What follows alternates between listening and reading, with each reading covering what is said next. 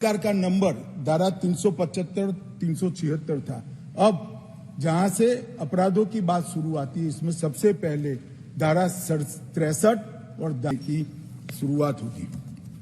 मान्यवर, मैं अब तीनों कानूनों के महत्वपूर्ण प्रावधानों को आपके सामने और आपके माध्यम से ये सदन के सामने और देश के सामने रखना चाहता हूं।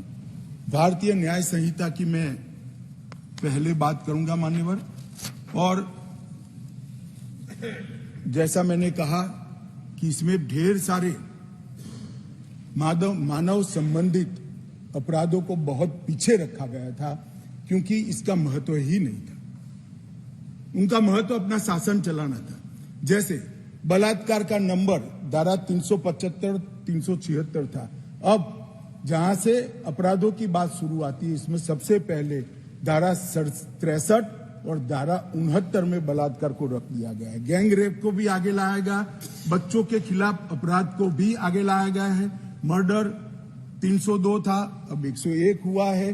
किडनैपिंग 359 और 369 था, अब 137 और 140 हुए। ट्रैफिकिंग 370, 370A था, अब 143 और 44 हुए। माननीय, शुरुआत की डेफिनेशन और प्रोसीजर को छोड़कर सीधा मानव संबंधित, पहले महिला और बच्चे और फिर शरीर संबंधित अपराधों को हमने प्रायोरिटी दी है, क्योंकि इसी को हम व्यक्ति की सुरक्षा के साथ जोड़कर देखते हैं मान्यवर, और उसको सुनिश्चित करना ये कानूनों की प्रायोरिटी है। मान्यवर, अंग्रेजों ने बनाया हुआ राजद्रोह का कानून, जिसके तहत तिलक महाराज, महात्मा गांधी, सरदार वल्लभ भाई पटेल, ढेर सारे हमारे आजादी के स्वतंत्र सेनानी, बड़े बड़े हमारे नायक सालों के सालों 6-6 साल तक जेल में रहे। वो कानून अब तक चलता रहा था। विरोध तो करते थे जब ऑपोजिशन में होते थे, मगर सत्ता में आते थे तब इसका दुरुपयोग भी करते थे, हटाने का नाम नहीं देते थे। पहली बार नरेंद्र मोदी जी ने ऐतिहासिक निर्णय किया है कि राजद्रोह की धारा 124 को पूर्णतया समाप्त, इसको हटाने का काम। अभी ओवैसी साहब हंस रहे हैं। ओवैसी साहब, मैं भी थोड़ा साइकोलॉजी पढ़ा हूं, विज्ञान का विद्यार्थी हूं। फिर इनके मन में है कि आपने बदल कर रख दिया। मान्यवर, मैं कहना चाहता हूं, हमने राजद्रोह की जगह देशद्रोह की स्थिति रखी। अब ये देश आजाद हो चुका है, लोकतांत्रिक देश है। शासन की टीका तो कोई भी कर सकता है, किसी को भी करने का अधिकार है। इसके लिए इस देश में अब किसी को जेल में नहीं जाना पड़ेगा, चाहे हमारा शासन। मैं फर्क समझाता रहा हूं, जो बड़े कटाक्षमय तरीके से ओवैसी साहब हंस रहे हैं इसलिए। मगर इस देश के खिलाफ कोई बोल नहीं सकता, इस देश के हितों को कोई नुकसान कर नहीं सकता। इस देश के झंडे, इस देश की सीमाएं, इस देश के संसाधनों के साथ अगर कोई खिलवाड़ करेगा तो निश्चित रूप से उसको जेल में जाना, और जेल में जाना चाहिए। मानिए, ये हमारी सरकार का ट्रस्ट है।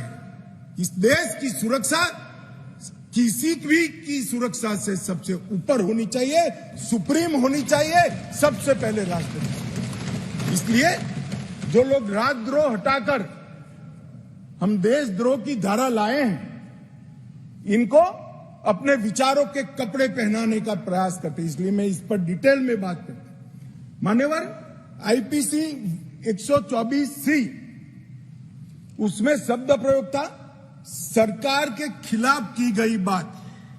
मेरी बात ध्यान से सभी सदस्य सुने। अंग्रेजों ने बनाए हुए कानून में लिखा था 124C, सरकार के खिलाफ की गई बात। BNS धारा 152 जो इसकी जगह आई है, भारत की संप्रभुता, एकता और अखंडता को तोड़ने वालों पर इस धारा का उपयोग है। वहां सरकार शब्द प्रयोग है, यहां देश है, भारत शब्द प्रयोग है। आईपीसी में आसन या प्रयोजन की बात नहीं की थी। किस उद्देश्य से आप बोलते हैं, किस उद्देश्य से करते हैं, इसकी बात ही नहीं की। करना ही काफी है। हमने इसमें देशद्रोह की डेफिनेशन में आशय की बात करी है, उसका उद्देश्य क्या है, उसका आशय क्या है, इसका महत्व है। अगर उद्देश्य देशद्रोह का है तो इसको कठोर से कठोर दंड मिलना चाहिए, और उद्देश्य अगर शासन का विरोध करना है तो उसको दंड नहीं मिलना चाहिए, उसको वाणी स्वतंत्रता का अधिकार है। अब घृणा और अवमानना, शासन की अवमानना, शासन की घृणा करना, तिरस्कार करना, इसको हटाकर हमने शब्द प्रयोग क्या किया है, सशस्त्र विद्रोह, विध्वंसक गतिविधियां और अलगाववादी गतिविधियां शब्द प्रयोग। और अगर कोई कहता है सशस्त्र विद्रोह, बम धमाके, गोलीबारी और विध्वंसक प्रवृत्ति करने के बाद भी कोई जेल में नहीं जाना चाहिए, तो मैं इस विचार से इत्तेफाक नहीं रखता हूं। कि जेल में जाने ही चाहिए, सजा होनी ही चाहिए, इस देश में किसी को यह अधिकार नहीं है। मान्यवर, मैं इसलिए कहता हूं कि कुछ लोग ये नए इनिशिएटिव को अपना कलर देने का प्रयास कर रहे हैं, मगर आपका कलर, आपकी सोच, आपके विचार, आपकी नजर आपको मुबारक हो। हम तो संविधान की स्पिरिट को लेकर आगे चलने वाले लोग हैं। देश के खिलाफ जो कुछ करेगा उसको जरूर सजा होगी, ऐसा कानून में होना चाहिए। मान्यवर, आज मैं इतना ही कहना चाहता हूं कि हजारों स्वतंत्र सेनानी जो राजद्रोह की कलम के तहत अपने जीवन के सुवर्ण काल जेल में काटे, देश को आजादी दिलाने के लिए, अंग्रेजों को देश में निकालने के लिए, आज नरेंद्र मोदी सरकार के इनिशिएटिव से इनके आत्मा को एक प्रकार से जरूर संतुष्टि मिलेगी कि आजाद भारत में आज ये अन्यायी प्रोविजन को मान्यवर, हमने महिलाओं और बच्चों की सुरक्षा के लिए भी ढेर सारे प्रोविजन किए हैं। मान्यवर, भारतीय न्याय संहिता में एक नया चैप्टर महिलाओं और बच्चे के प्रति अपराध का हमने ऐड किया है।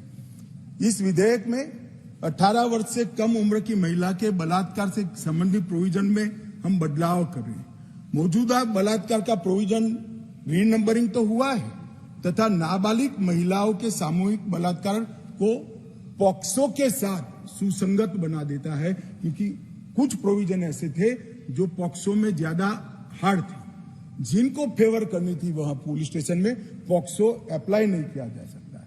अब पॉक्सो अप्लाई करे न करे, बलात्कार करने मात्र से पॉक्सो की सभी धाराएं ये न्याय संहिता के माध्यम से लागू हो जाएगी और उनको आयु का अधिकार आधारित वर्गीकरण ठीक नहीं था। क्रमशः 18, 16 और 12 वर्ष की उम्र के नाबालिगों के बलात्कार के लिए हमने अलग अलग सजा का निर्धारण किया है।